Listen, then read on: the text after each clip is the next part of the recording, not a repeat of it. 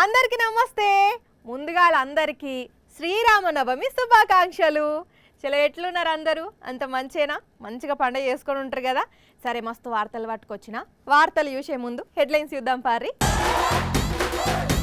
ఘనంగా శ్రీరామనవమి వేడుకలు, పరవశించిపోయిండ్రు రామభక్తులు.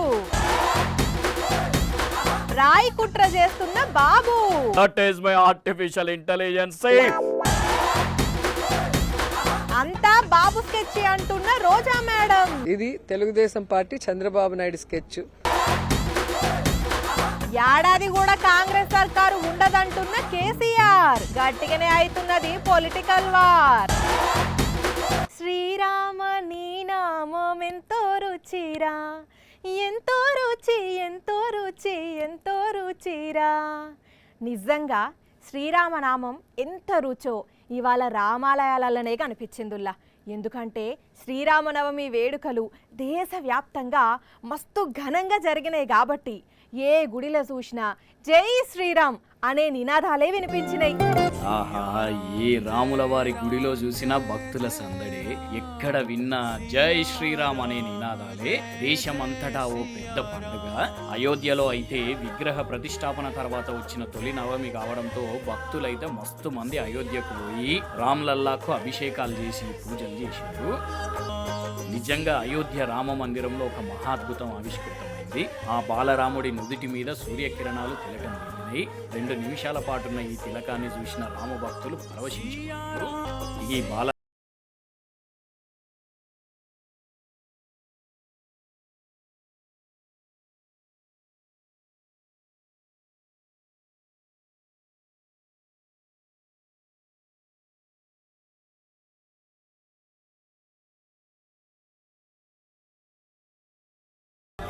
ఇంకా దునియాలో ఉన్న రామాలయాలన్నిట్లలో ఇట్లనే రాముల వారి పండుగ ఘనంగా జరిగితే శ్రీ సీతారాముల కళ్యాణం చూద్దామురారండి అనుకుంటూ లక్షలాది మంది భక్తులు వచ్చిండ్రు. ఈ మధ్య రాయి రౌడీలు రాజకీయాల్లో పెరిగిపోతున్నారు. పేదల కోసం పనిచేసే వాళ్ళను చూసి ఓర్వలేక పెత్తందారి పోకడలతోని రాళ్ల దాడి చేసి మళ్ళీ సింపతి కోసం వాళ్ళ మీద వాళ్ళే దాడి చేపించుకుంటున్నారు. కానీ అది మాత్రం వాళ్ళకు దాకొద్దట. ఇంతకు ఈ డీల్ ఎట్లా నడుస్తున్నదో చూద్దాం పాండ్రి. హలో, నేను ఇంద్రబాబును. చెప్పండి. ఫోన్ ఆ బాబుకి ఇవ్వండి. నాకు చెబితే ఆ బాబుకు చెప్పినట్టే. మీ మీద రాయేస్తే ఆయన మీద వేసినట్టేనా? జోకులు బాగా వేస్తున్నావే. రాళ్ళు కూడా బాగా వేస్తాను. మనకు కావాల్సింది కూడా అదేనమ్మా. సరే, ఏం చేయాలో తెలుసు కదా. నేను స్పీచ్ చేస్తున్నప్పుడు ఓ రాయి విసరాలి, కానీ అది నాకు తగలకూడదు. 1.5 కోటి. ఎంత? 1.5 కోటి. పొలిటికల్ కన్సెషన్ ఏం లేదమ్మా. కొన్ని కన్సెషన్ కింద మీ పులకేసి మీద కూడా ఒక రాయి ఫ్రీగా ఏమంటావా? వద్దులే, అంత బెస్ట్ ఆఫర్ మనకే వద్దులే. కానీ సరే, మీరన్నట్టే కానివ్వండి. ఇప్పుడు సగం పనయ్యాక మిగతా సగం. పనయ్యాక నేను దొరికిపోతే డబ్బులు తీసుకొని నువ్వు పారిపోతే నాకు రాయి వేయడమే తెలుసు, పారిపోవడం తెలియదు. సర్లేమ్మా, కానీ ఒక్కసారి డబ్బులు ఇచ్చే ముందు మన ఇద్దరం కలిస్తే బాగుంటుందేమో. చెయ్యని చూడాలనుకో తప్పులేదు, కానీ చేతిలో ఉన్న రాయిని చూడాలనుకో తట్టుకోలేవు. సర్లే, కానిచ్చేసి. అయితే డబ్బులన్నీ ఒక పసుపు బ్యాగ్లో పెట్టి కరకట్ట దగ్గరున్న ముళ్ళ పొదల్లో పెట్టి వెనక్కి తిరిగి చూడకుండా వెళ్ళిపోమని చెప్పండి మీ వాళ్ళని. ఓకే, అలాగే. అమ్మో అమ్మో, ఏంది బాబు గారు, మీ మీద మీరే రాళ్ల దాడి చేపించుకునేందుకు ఇంత కుట్ర చేస్తున్నారా? That is my artificial intelligence. Data science idea ఒక జీవితాన్ని మార్చేస్తుంది. ఇట్లా చేస్తే జీవితాలు మారుడు కాదు, జీవితంలో పైకి ఎదగలేరు. 1.5 కోటి ఇచ్చి మీద రాళ్ళేసుకుంటారా ఎవరన్నా? డబ్బున రాయి తలిగి నెత్తి వగిలితే ఉంటారా? అసలే ముసలి వయసు. తలకు తగలకుండా ఉండడానికే కదా 1.5 కోటి ఇచ్చేది. జర్మనీ నుండి ఒక ప్రొఫెషనల్ స్టోన్ థ్రోవర్ ని పిలిపించాం. అసలు ఇట్లా ఎందుకు చేయాలనుకుంటున్నారు? నేను ప్రతిసారి గాజు గ్లాసు వక్కలతో గోయా కనిపించిన వాడిని కొట్టాలి అని రెచ్చగొడతా ఉంటే మన దాంట్లోంచి ఎవడో ఒకడు వెళ్ళి అవతల పార్టీ ప్రెసిడెంట్ పై రాయి వేశాడు. అది కాస్త తలకి దగ్గర. ఎప్పుడు అది చూసి జనమంతా నేనే జయించాను అని చెప్పి నన్ను తిడతా ఉన్నారు. అందుకే ఎప్పుడు నాపై కూడా ఒక రాయి విసిరించుకుంటే ఏకదాని నుంచి నేను తప్పించుకోవచ్చు. అందుకే ప్లాన్ చేశాను. జర్మనీ నుంచి ప్రొఫెషనల్ని పిలిపించి నా తలకి తగలకుండా ప్లాన్ చేశాను. చూసిండు లానుల్లా ఇంద్రబాబు ఎంత పెద్ద ప్లాన్ వేసిండో. మొగన్ని కొట్టి మొగసాలకు ఎక్కినట్లే వాళ్ళే రాళ్ళేస్తారు. దాన్ని డైవర్ట్ చేసేటందుకు వాళ్ళ మీద వాళ్ళే రాళ్ళేసుకుంటారు. వెంటనే ఎల్లో మీడియాలో లబో దిబో అని మొత్తుకుంటారు.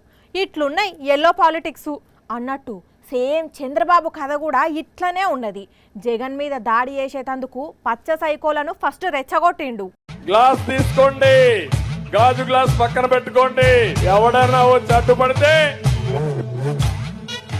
ఇప్పుడు జగనన్న మీద దాడి జరుగుడుతోనే మళ్ళా ఆయన మీద కూడా రాళ్ళు పడ్డాయి అని డ్రామాలు ఆడుతున్నారు. నిజంగా చంద్రబాబు పొరపాటున పొలిటికల్ లీడర్ అయిండేమో కానీ ఆర్టిస్ట్ అయితే మాత్రం ఎంతో గొప్పోడవు కావచ్చు. ఎవల పేరు చెబితే నైరుతి ఋతుపవనాలు పత్తా లేకుండా పోతాయో, ఎవల పేరు చెబితే పంటలు ఎండిపోతాయో, ఎవలు అడుగు పెడితే కరువు కబడ్డీ ఆడుతుందో ఆయనే నారా చంద్రబాబు నాయుడు అని అంటున్నారు మంత్రి రోజా మేడం. చంద్రబాబు కరువు కవల పిల్లలు అని అన్నారు. ఇంకేం చెప్తారో ఇందాం పారి. చంద్రబాబు నాయుడు వస్తే కరువు వస్తుంది, వాటర్ ఉండదు, కరెంట్ ఉండదు, అన్ని ప్రాబ్లమ్స్ ఉండేది. కానీ ఈరోజు ఆ ప్రాబ్లమ్స్ లేదు. అందుకే వాళ్ళు లేనిపోని ప్రాబ్లమ్స్ చేస్తున్నారు.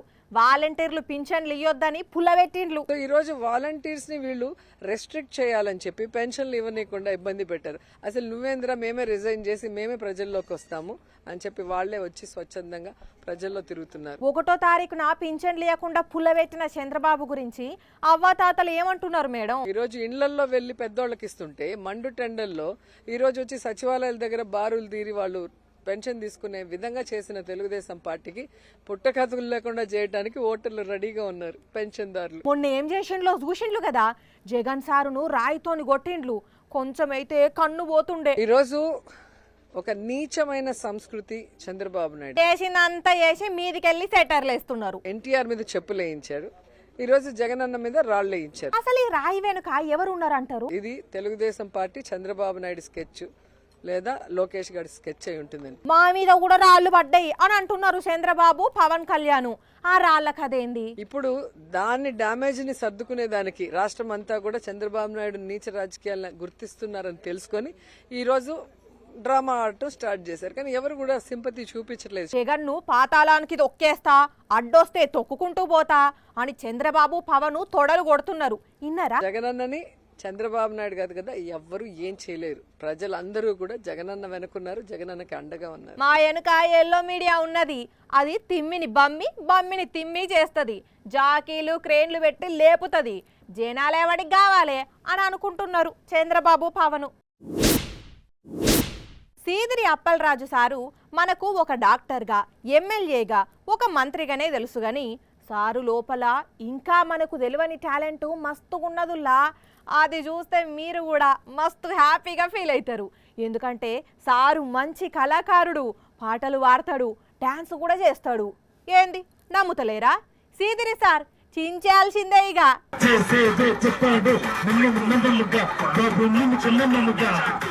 ఈ ఆగుతారేం సార్, పాడండి ఆ కాస్త కూడా. కమాన్ కమాన్, మీరు పాడుతారు, పాట వస్తుంది మీ నోట. కమాన్ కమాన్.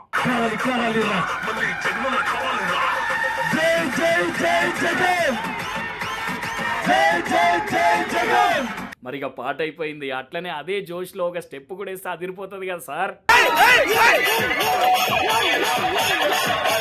వరే వా, సారు ఆటకు పాటకు 10 మార్కుల బోర్డు పక్కాగా ఎత్తాల్సిందే. శ్రీకాకుళం జిల్లా మందస మండలం బసవసాయి కిల్లోయి పంచాయతీల్లో ప్రచారం చేసిన సీదిరి సారు ఇట్లా గిరిజనులతో కలిసి ఆడి పాడిండు. ఇట్లా సారు డాన్స్ చేస్తున్నంత సేపు అయితే అక్కడ ఉన్నోళ్ళు మస్తు ఖుషి అయినరు అనుకోరాదండి. కాంగ్రెస్ గవర్నమెంట్ వచ్చుడేమో కానీ ఈ ప్రభుత్వం ఎక్కువ రోజులు ఉండదు అని ఒకరు, రేవంత్ రెడ్డి ఏ క్షణాన్నైనా ఏక్నాథ్ షిండే అవుతాడని ఇంకొకరు. ఇట్లా రోజుకోగలు రోజుకో మాట అంటుంటే ఇప్పుడు లేటెస్ట్గా కేసీఆర్ సారు నుంచి కూడా ఇదే మాట వచ్చింది. ఈ గవర్నమెంట్ ఏడాది కూడా ఉంటట్లేదని మనం చేస్తా ఉన్నా. విన్నారా? ఈ గవర్నమెంట్ ఏడాది కూడా ఉండేటట్టు లేదు అని షేగుర్తును షెడుగుడు ఆడుకున్నాడు కేసీఆర్ సారు. ఇంతకు మరి ఆ మాట ఎట్లా చెప్తున్నారో అది కూడా చెప్పారా అదండి సార్ కాస్త.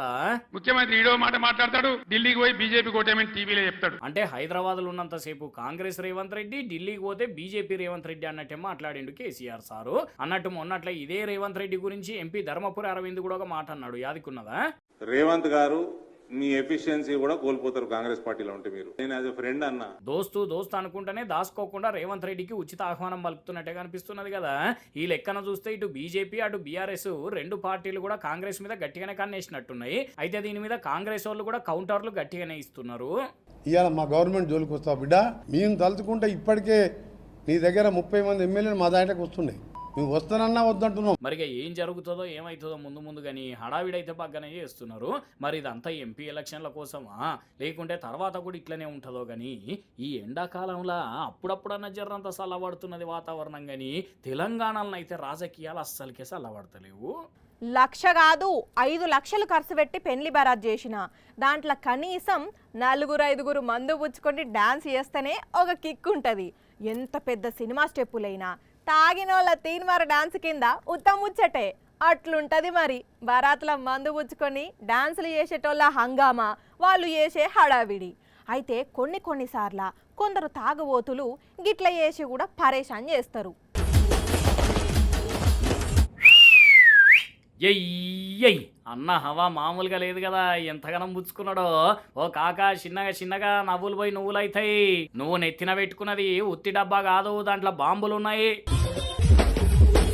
హబ్బరి కొడుక ఆగం చేసి పడేసిండు పోన్రి. బాంబులు మొత్తం చిటపట అని ఎక్కడెక్కడో ఎగిరి పడుతున్నాయి. ఇంతసేపు అన్నతోని హగ్గులు చేసుకుంటే ఎగిరిన వాళ్ళు కూడా పత్తాకు లేకుండా పోయినరు. మరి పిల్ల చుట్టమో పిల్లగాని చుట్టమో లేకుండా దంపతుల్లో ఎవరు దోస్తో కానీ గట్టిగా పుచ్చుకొని ప్రశాంతంగా జరుగుతున్న కార్యంలో గత్తర్లు ఇప్పిండు. మరి లేకుండా ఏంది చెప్పుండ్రి. మామూలుగా బాంబులు వేలుతుంటేనే కండ్లు మూసుకొని ఓ అక్కడ నిలబడతారు. అట్లాంటిది పోయి ఏకంగా దాన్ని నెత్తిన పెట్టుకున్నాడు అని అంటే ఎంత తాగిండో ఇక అర్థం చేసుకోవాలి. కానీ పెళ్లి కొడుకు పెళ్లి పిల్లనైతే పెళ్లి కంటే ఎక్కువ ఈ బరాత్ని గుర్తు పెట్టుకుంటారు కావచ్చు పోన్రి జీవితం ఎలా అట్లుంటది. మరి కొంతమందితోటి బరాతల ముచ్చట. చంద్రబాబు మాట ఇచ్చిండంటే ఖచ్చితంగా దానికి ఉల్టా చేస్తాడు. ఎమ్మెల్యే టికెట్ ఇస్తా, ఎంపీ టికెట్ ఇస్తా అని కొందరు లీడర్లకు మాట ఇచ్చి లాస్ట్కు ప్లేట్ ఫిరాయించిండు. అనంతపురంలో ఒక అక్కను కూడా అట్లనే మోసం చేసిండు. దాంతోని ఆ అక్క ఏం చేసిందో చూడండి.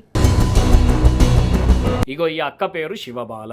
కురబ సామాజిక వర్గానికి చెందిన ఈ కుటుంబం 40 ఏండ్ల నుండి టీడీపీకి వీరాభిమానులట. పార్టీ కోసం మస్తు కష్టపడ్డారట. శివబాల భర్త బుల్లె నాగరాజు, బావ బుల్లె పావురాల కృష్ణ చనిపోతే వాళ్ళ సమాధుల మీద కూడా తెలుగుదేశం కార్యకర్త అని రాపించుకున్నారు. ఇంతగానం కష్టపడుతున్నాం కదా అని ఎమ్మెల్యే టికెట్ అడిగితే ఇస్తామని చెప్పి నమ్మిచ్చి లాస్ట్కి వచ్చేసరికి ఎహపో అని ఇంకెవరికో టికెట్ ఇచ్చిండ్రట.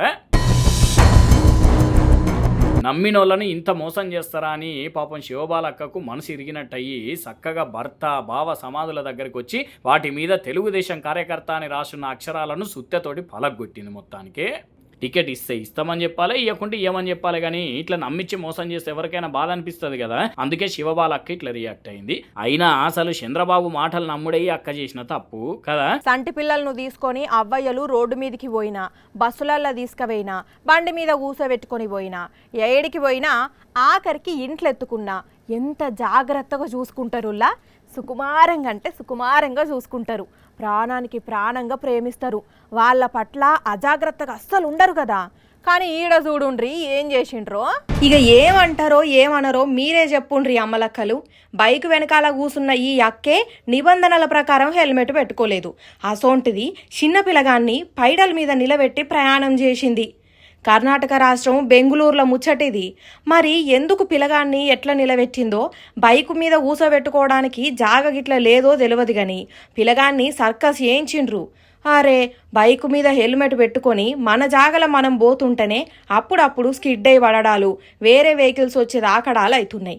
అసోంటిది చిన్న పిల్లగాన్ని తీసుకొని పోయేటప్పుడు పైలంగా పోవుడు పక్కన పెట్టి పరాష్కంగా ప్రయాణం చేసిండ్రు.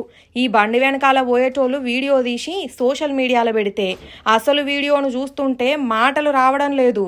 అసలు ఇట్లా ఎవరైనా చేస్తారా? పిల్లలంటే అమ్మా నాయనలు ఇంట్లో ఆడి పాడుకోవాలి కానీ బైకు మీద అది రోడ్డు మీద ఇట్లా అడ్డగోలుగా పోవుడు ఏంది అని చాలా మంది మెసేజ్లు పెట్టి ఏకి పడేస్తున్నారు. కానీ ఉండాల్సిన అవ్వాయలే పోండ్రి. అనగనగా ఒక అడవి. ఆ అడవిలో ఒక నక్క. దానికి ఫుల్ దాహమేస్తున్నది. అసలే ఎండాకాలం, ఎటు చూసినా నీళ్లు కనిపించడం లేదు. ఇంతలోనే నీటి కోసం పొలాల బాట పట్టి బావుల దగ్గరికి వచ్చింది. మరి ఎలాగైనా నీళ్లు తాగాలనో లేదంటే కాలు జారిందో తెలియదు కానీ ఆ బావిలో పడిపోయింది. మరి తర్వాత ఏమైంది అనేదే ఇగో ఈడ చూడుండ్రిగా. అనగనగా ఇది కథ అనుకోకుండ్రి, నిజంగానే నక్క తాగే నీళ్ళ కోసం పోయి బయలు పడితే ఇంకో ఇట్లా తాడు గట్టి బయటికి గుంజే ప్రయత్నం చేసి అన్నా అన్నా మెల్ల గుంజుర్రన్నా కాళ్ళు ఇరుగుతాయి అన్నా అన్నట్టే ఎట్లా కొట్టుకుంటుందో చూడుర్రి. ఓ నక్కమ్మ ఊగో మీదికి రావాలని ఉన్నదా లేదా? అమ్మయ్యా మొత్తానికైతే బాయిల నుంచి బయటపడ్డది. ఇక తొర్రమని ఉరికి అడవిలో పడదామని అనుకున్నది కానీ తాడును కాలు గట్టేటాలకు కదలేకపోయింది. ఇది మహబూబాబాద్ జిల్లా సీరోల్ మండలం కొత్తూరు. బావిలో పడ్డ నక్కను చూసి రైతులు ఫారెస్ట్ ఆఫీసర్లకు ఫోన్ చేస్తే వాళ్ళు వచ్చి ఇట్లా బయటికి తీసి అడవి విడిచిపెట్టిర్రు. ఇది ఎండాకాలం కాబట్టి ఇట్లా జంతువులు వస్తే మానవత్వంతో మాకు ఎప్పుడు కానీ వాటిని అయితే ఏమనకుండ్రు అని చెప్పిర్రు. కానీ అడవిలో మూగ జీవాలకు ఈ ఎండాకాలం ఎంతో కష్టం కదా అనుల్లా. ఇక ఇవి మరి ఇయాల్టి గరం గరం వార్తలు. మళ్ళా రేపు ఇదే టైంకి ఇట్లనే కలుసుకుందాం. అప్పటిదాకా చూస్తూనే ఉండండి సాక్షి టీవీ. ఇగో టైం గుర్తున్నది కదా, రాత్రి 8:30కి మళ్ళీ పొద్దుగాల 8:30కి. ఉంటా మరి.